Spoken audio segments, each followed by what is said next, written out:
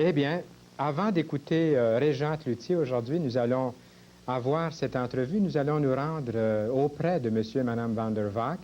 Ils vantaient très fort cette journée-là. J'espère qu'on pourra tout saisir ces paroles au bord du majestueux fleuve, là, à Verchères. C'est très beau, par exemple, mais c'était une journée où le vent voulait nous enlever avant même que le Seigneur revienne, puisqu'il a promis. Est-ce que vous serez de ceux qui seront enlevés lorsque le Seigneur revient? Ça fera un bon sujet pour une autre semaine. Je vous en garde des choses à dire pour cette fois-là. Mais rendons-nous maintenant auprès de M. et Mme Van der Vaak. Nous sommes réunis à Verchères, au bord du fleuve Saint-Laurent. Une journée magnifique, un peu venteuse. Et nous avons le privilège d'avoir des invités que je connais depuis les années 50. J'en menais pas long à cette époque-là. C'est un vrai privilège d'avoir M. et Mme Van der Vaak. Ce sont des Hollandais, comme on peut facilement deviner par leur nom. Ils ont été engagés dans la province de Québec de plusieurs façons. Ils ont été très, très utiles à l'œuvre du Seigneur, ici même au Québec. Et ils se sont sacrifiés pendant de nombreuses années. Et ce matin, aujourd'hui, c'est un privilège de pouvoir les interviewer, leur parler et apprendre de leur expérience pour notre propre vie. Et ce qui est merveilleux, c'est que nous allons commencer à leur parler de cette nouvelle vie qu'ils ont connue à une époque, je pense, de leur vie où c'était très difficile de s'identifier, de se mettre à part pour le Seigneur Jésus-Christ. Monsieur et Madame Van der Vaak, soyez les bienvenus à Toute la Bible en parle. C'est un plaisir de vous accueillir. Vous vous souvenez, les années 50, ça devait être 59 ou 1960, oui. Lorsque je venais.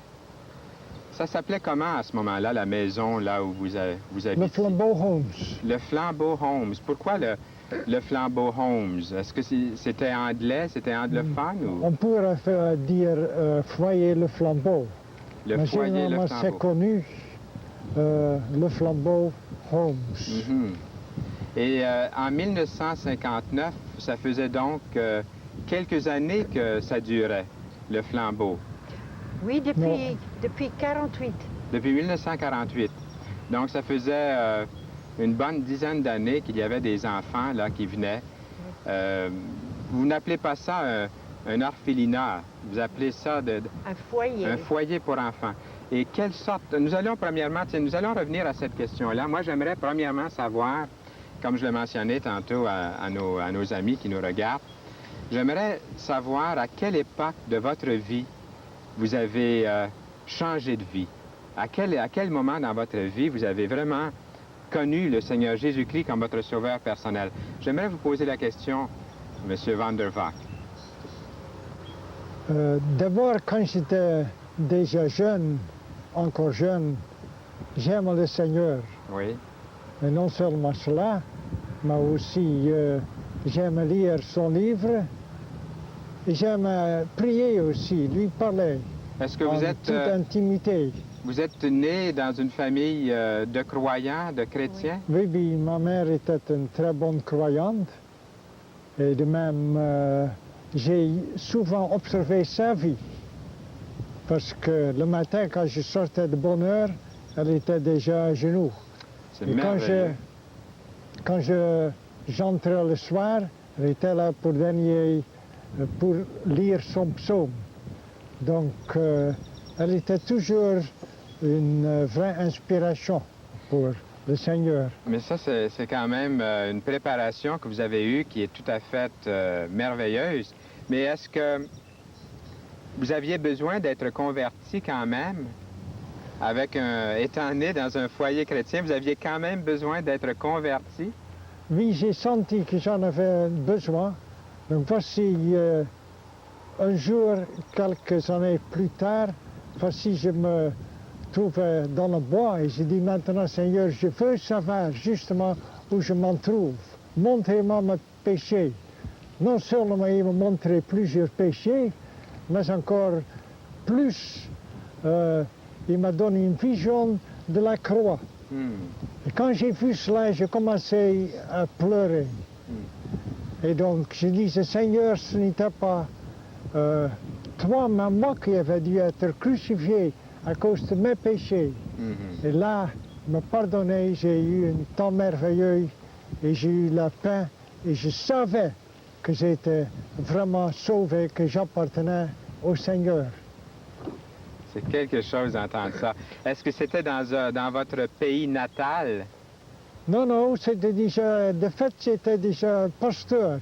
Et donc, en bas du presbytère, là, dans le bois, à côté d'une grande roche où j'allais toujours prier. C'était là, dans le grand dehors, où je pouvais parler avec Dieu, me laisser aller sans être troublé parce qu'on était la seule maison pour quelques distances. Monsieur Van der Vaak, vous étiez déjà pasteur. Oui. Ah, moi, j'aime tellement... moi, je ne connaissais pas le témoignage de Monsieur Van der Vaak. Et là, je viens d'apprendre qu'on peut être pasteur d'une église et ne pas connaître Jésus-Christ dans son cœur vraiment comme Sauveur et Seigneur. Je connais Jésus-Christ. Ma femme dit toujours, tu étais sauvé, c'était ta deuxième bénédiction. Ah, sûrement, sûrement. Et puis vous, madame, comment est-ce que c'est arrivé, cette nouvelle vie en vous? Vous étiez très jeune aussi? Eh bien, j'avais 9 ans quand j'avais la diphtérie. Et une nuit, quand mes parents pensaient que j'allais mourir, ma mère s'est approchée de moi et m'a demandé si j'étais prête à rencontrer Jésus. Mais mon père était au bord de mon lit et il a plaidé avec le Seigneur. Seigneur, si tu nous rends cet enfant, nous te le rendons de nouveau. Madame Van der Vaak, est-ce que vous vous souvenez de ce que vous me dites là? Vous vous souvenez qu'il était près de votre lit, puis vous l'entendiez, cette prière? Oh oui! Oh, je me rappelle très bien. Et ma mère a prié aussi. Mais je savais que j'appartenais comme un enfant. Mais 2 semaines après la mort de mon père, quand j'avais 17 ans, je me suis consacrée au Seigneur toute ma vie. Ah, oui. Parce que je me suis rendu compte que toute ma jeunesse, j'avais vécu réellement sur la foi de mes parents et que j'avais besoin d'une connaissance et d'un amour bien plus proche, bien plus personnel. Mm-hmm. Et là, j'ai consacré toute ma vie au Seigneur. Ah, c'est vrai, jusqu'à maintenant, on vous demande pas votre âge. Vous êtes encore de jeunes personnes d'âge d'or, qu'on pourrait dire. Jeune dans le Seigneur. Ah oui, jeunes dans le Seigneur. C'est ça, c'est comme ça qu'il faut le dire.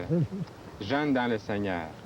Monsieur Van der Vaak, votre congrégation, le dimanche suivant votre conversion au Seigneur Jésus-Christ, parce que la congrégation s'est aperçue de quelque chose. Un changement dans votre vie. Est-ce qu'ils se sont aperçus dans le message? Je me demande. Évidemment, il y a plus de joie, parce qu'il y avait une certitude maintenant. Donc à cause de ça, je pouvais prêcher avec beaucoup plus d'assurance, beaucoup plus de joie, beaucoup plus de paix, beaucoup plus de contentement. Oui. Et vous étiez déjà marié à cette époque-là? Non, vous n'étiez pas marié. Non. Vous étiez pasteur avant de vous marier, M. Van Oui, der oui. Vaak. Et vous vous êtes rencontrés quelques années par après? Oui, à Paris.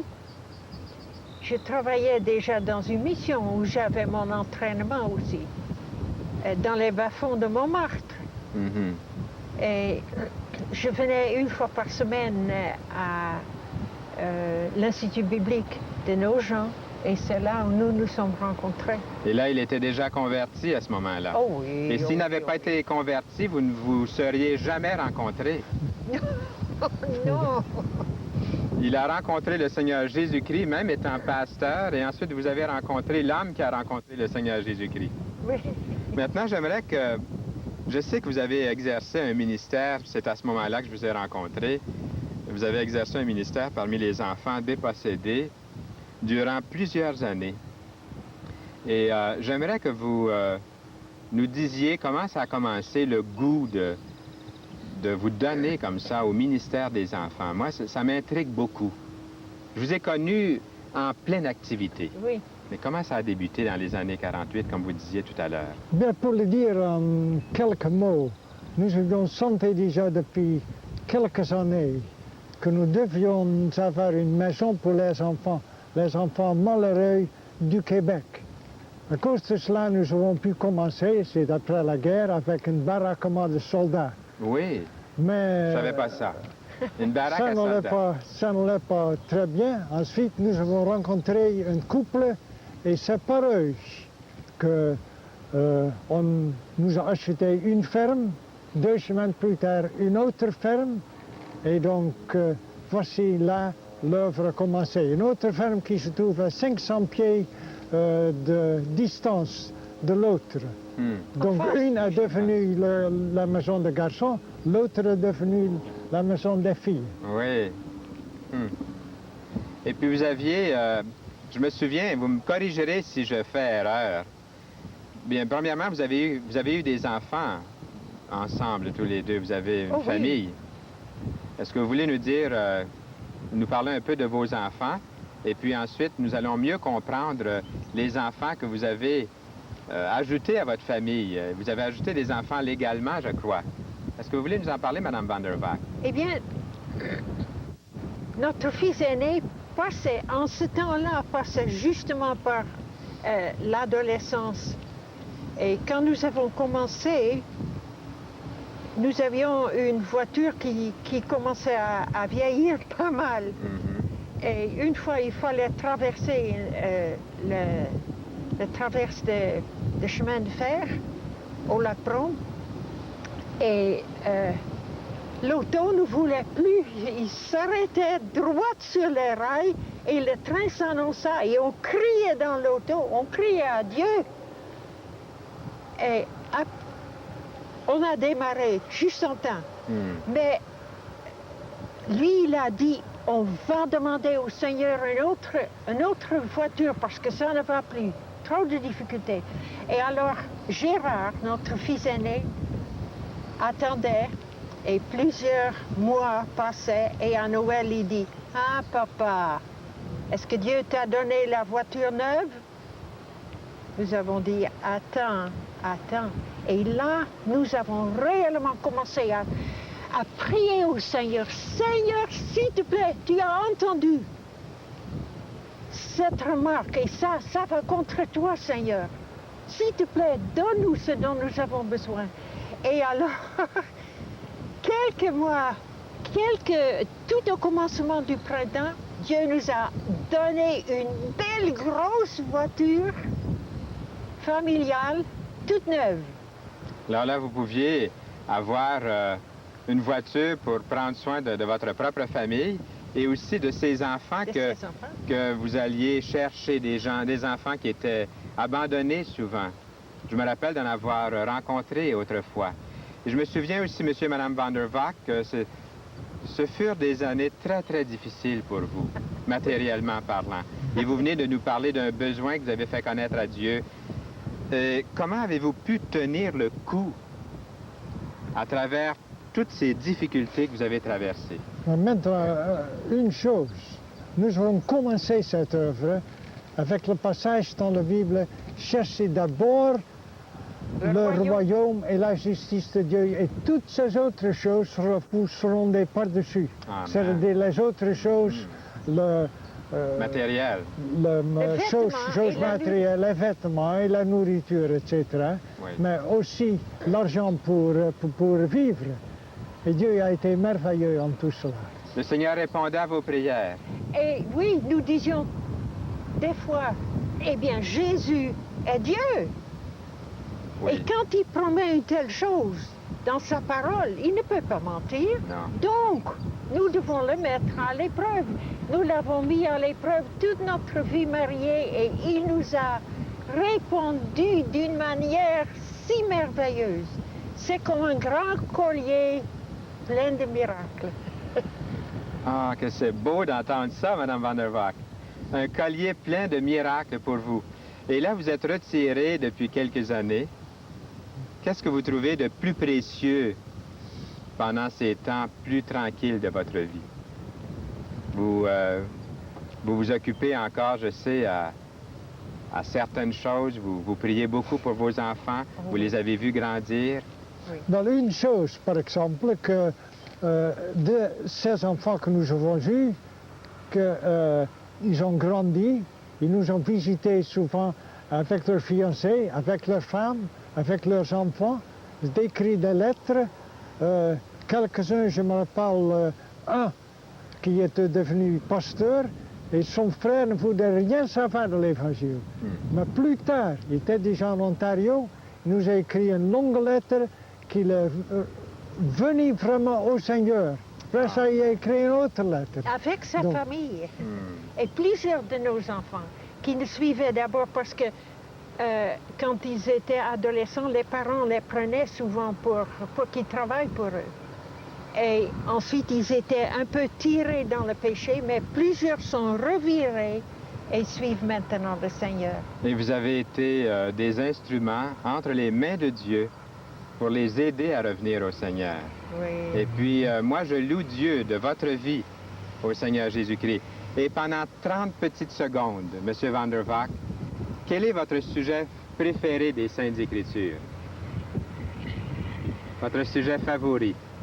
En deux mots. Je pense que trouve en Philippiens, là où il dit que la vie, c'est comme de la boue, mais avec Christ, tout change.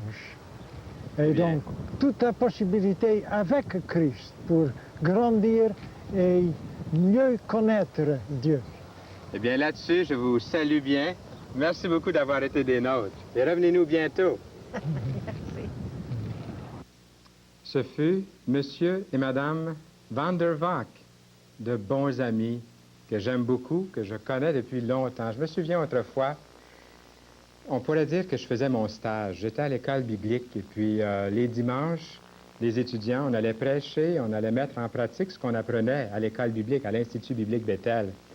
Et souvent, Monsieur et Madame Van der Vaak nous recevaient au flambeau avec plusieurs enfants. Nous allions enseigner les jeunes, leur faire des leçons, on appelle ça l'école du dimanche, dans nos milieux. Ce sont des histoires bibliques. J'ai gardé un très bon souvenir de ce couple qui aime le Seigneur. Et comme quelqu'un disait en écoutant leur témoignage, ça fait du bien. Parce qu'on voit que des personnes âgées, des grands-mamans, des grands-papas, continuent à suivre le Seigneur pendant longtemps, toute leur vie. Ça fait du bien. Ça nous encourage beaucoup. Il n'y a pas d'âge pour venir au Seigneur. Une grand-maman ou un grand-papa, qu'est-ce qu'il y a de plus beau que ça, que de voir un homme, une femme d'un certain âge venir au Seigneur Jésus-Christ?